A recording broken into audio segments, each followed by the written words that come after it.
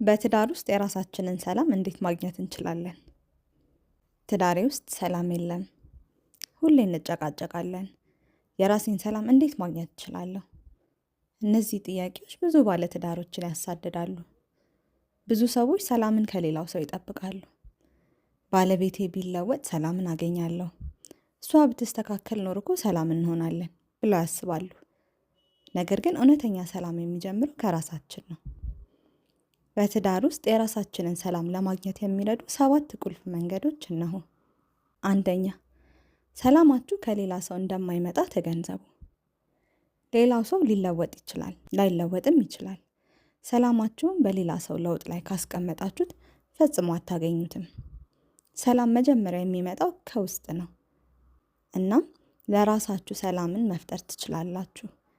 በመጀመሪያ ግን ይህንን አደርጋለሁ ብሎ ማመን ያስፈልጋል። ራሳችሁን በሌላው ሰው አይን አትለኩ። ባለቤቴ ዋጋ እንደሌለኝ ያስባል ወይም ታስባለች የሚለው ሐሳብ ሰላማችሁን ይነጥቃል። የእናንተ ዋጋ በሌላ አይን አይለካም። እናንተ ማን እንደሆናችሁ የምትወስኑት ራሳችሁ ናችሁ። ሌላው ቢንቃችሁ፣ ቢያከብራችሁ፣ ቢያገዝፋችሁም ሆነ ቢያኮስሳችሁ ዋጋችሁ አይቀንስም። 3ኛ፣ የድንበር መስመርን ዘርጉ። ሰላም ማጣት ብዙ ጊዜ ድንበር በማጣት ሊመጣ ይችላል። ምን እንደምትቀበሉ እና ምን እንደማትቀበሉ በግልጽ ወቁ። አይሆንም ማለትን ተማሩ። ድንበራችሁን ሳትገልጹ ስትቀሩ ማንም ሊያከብርላችሁ አይችልም። 4ኛ፣ ስሜታችሁን በተረጋጋ መንፈስ መግለጽን ተማሩ። ስሜታችሁን በውስጥ መዝጋት ውስጥ ውስጡን እየበላ ሰላማችሁን ያሳጣችኋል። ተናድጃለሁ፣ ተጎድቻለሁ፣ ፈርቻለሁ በማለት ስሜታችሁን ግለጹ። ስሜትን መግለጽ ራስን ማክበር ነው። የማይነገር ስሜት ግን ሰላምን ያፈርሳል።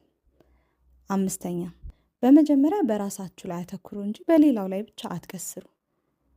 ብዙ ጊዜ ባለቤቴ ይህን አላደረገልኝም ወይም እሷ አትረዳኝም እያልን ሰላማችንን እናጣለን። ከዚያ ይልቅ ግን እኔ ምን መለወጥ እችላለሁ ብላችሁ ራሳችሁን ብትጠይቁ ለመፍትሄው አንድ እርምጃ ትቀርባላችሁ። እናንተ ማድረግ የምትችሉት ላይ አተኩሩ። የእናንተ መለወጥ ትዳሩን በደንብ ይለውጠዋል። 6ኛ፣ ለራሳችሁ ጊዜ ስጡ። ከራስ ጋር ሆኖ ራስን በማዳመጥ ውስጥ መረጋጋትና ሰላም አብረው ይመጣሉ። ቢያንስ በየቀኑ ከ15 እስከ 30 ደቂቃ ለራሳችሁ ጊዜ ስጡ። ከሰው፣ ከስልክ፣ ከማህበራዊ ሚዲያ ርቃችሁ ራሳችሁን የምታዳምጡበት፣ ወደ ውስጣችሁ የምትመለከቱበት የጽሞና ጊዜ ውሰዱ። ራሳችሁን ካላገኛችሁ ሰላምን ማግኘት አትችሉም። 7ኛ፣ ተስፋችሁን በሌላው ላይ ሳይሆን በራሳችሁ ላይ ገንቡ። ባለቤቴ ቢለወጥ ወይም ብትለወጥ ብላችሁ ከመጠበቅ ይልቅ እኔ ለራሴ ምን ማድረግ እችላለሁ በሉ።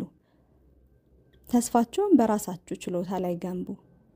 ያን ጊዜ ሰው ቢያሳዝናችሁ እንኳን ራሳችሁን ማጽናናትና መቆም ትችላላችሁ። እውነተኛ ሰላም ማለት እሱ ነው። በመጨረሻ በትዳር ውስጥ ሰላምን ማግኘት ማለት የግጭት አለመኖር አይደለም። ነገር ግን ግጭት ቢኖርም ራስን ማረጋጋትና ችግሩን ፈቶ ወደፊት መቀጠል መቻል ማለት ነው። መቼም ቢሆን ይህንን አስታውሱ። ሰላም የሚጀምረው ከውጭ ሳይሆን ከውስጥ ነው። ዛሬ ራሳችሁን ፈልጉ፣ ራሳችሁን ተቀበሉ። ያን ጊዜ እውነተኛ ሰላምን ታገኛላችሁ። እናንተ በትዳራችሁ ውስጥ ሰላምን ለማግኘት ምን እያደረጋችሁ ነው? ሐሳባችሁን በኮሜንት ላይ አስቀምጡ። በቀጣይ ቪዲዮ እስከምንገናኝ ድረስ መልካም ጊዜ።